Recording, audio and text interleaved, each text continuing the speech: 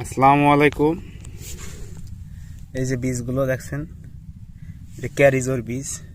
জার্মিশন মোটামুটি ইনশাল্লাহ ভালোই হয়েছে, আলহামদুলিল্লাহ।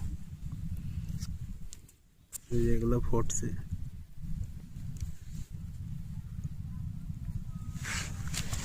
এটা যে অরেন্টিয়াম, এটা এখনো জার্মিশন ভালো আসেনি, আসতেছে মোটামুটি।